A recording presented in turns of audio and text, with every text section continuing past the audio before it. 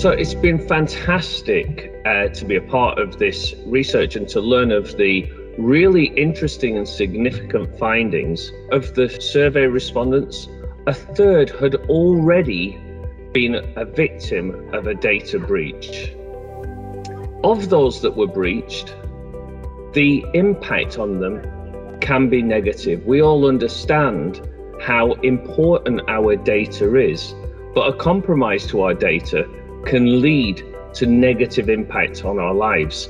And 4 out of 5 of those that have been breached actually suffered some negative consequence. Yeah, I think they got into one of my accounts and subsequently got into everything else. So I had to go around backtracking and, changing passwords for everything that I use.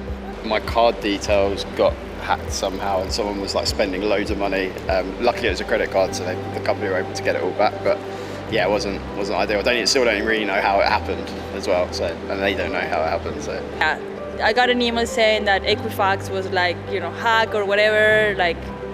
I'm not sure. I tried to find out if I was between the people who got their information stolen, but I don't think I could know, to be honest. And that's also scary. Of course, people will then trust online services to a different degree. And it's fantastic that in some societies, some nations, we see that there are still many people that trust the services. Of course, the question becomes, is that trust misplaced? We know that in parts of Europe and Australia, Germany, UK, France, Australia, that the level of trust in online services is much, much lower. And this is a concern because with such negative trust, will that lead to changes in behavior? The digital world is key to economic prosperity and better society.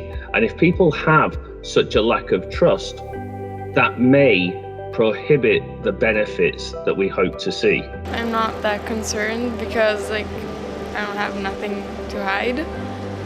And if someone hacked into my account, I wouldn't really be worried.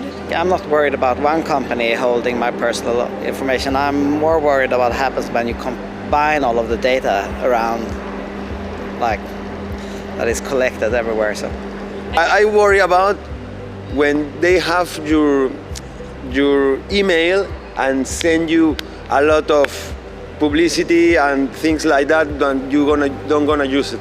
It's interesting that we see that in different sectors, consumers have different levels of trust. Given the importance of finance and banking, it's heartening to see that 42% see that they can trust those institutions to look after their data effectively. But the converse is true of social networking. Of course, we've seen some major trust issues with social networks over recent years. And this might be the reason that we see that reflected in such a poor score for social media trust. However, it is worrying that governments are not seen right at the top of that trustworthy scale, in fact, seen at the opposite end. And that is something that will worry many governments. And I'm sure they'll have to think, how do they respond to that? Government and finance, generally speaking. It seems to me that people rely on them because of their integrity, but not so much with Facebook and social media and things like that, which are more profit orientated. So I'm more concerned that they're going to try and use my data in some way I don't want. I don't trust any of the social media companies to trust it, to manage my data properly. They're global, they're not really as accountable as they should be at the moment. So I worry about them not ensuring my privacy, leaking it to someone who shouldn't have it, and they put certain bits of information together and then they could steal all my money. That's the big thing for me. I don't want them stealing my money. Any platform that you use, any service that you use, if you go through all the terms and conditions, they have access to a lot of your personal information. It's more of on the trust that the company is going to keep that secured and that it's not going to get out there.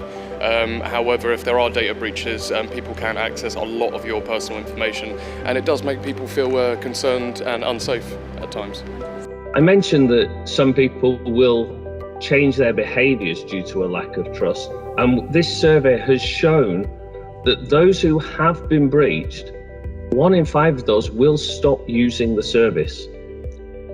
That obviously can have an impact on governments or on organizations, businesses that rely on digital communications and interactions with their consumers. But it may be that some move to other rival organizations or may withdraw completely from using that online service. A big hack on a website called Ashley Madison. It's Canadian, I'm Canadian. It was for extramarital affairs, and they put it on the web. So, and people were, I guess say stupid, but we're naive enough to not use like a pseudonym or a Gmail address, and so anybody could search it. So it destroyed a lot of marriages and happiness. That if you're a company, and also all these companies normally have a lot of money, so they have to spend also part of this money to have the best security, cyber security. So they have to invest. I try not to use their services again, ever. I would let them know. I would complain. I would tell them to close down my account, investigate it, look into it, try and give a rationale and reason for why it happened, and if possible to compensate me if that was required. What I think is also important to understand from this survey is that consumers are starting to understand how important it is to have mandatory regulatory powers for data protection. More than half of the survey respondents felt that encryption should be made mandatory and multi-factor authentication. And this shows that while many organizations see multi-factor authentication as a barrier, it doesn't make things as easy for the consumers think it's really important, and they're willing to sacrifice that little bit of effort through multi-factor authentication to ensure their data is adequately protected.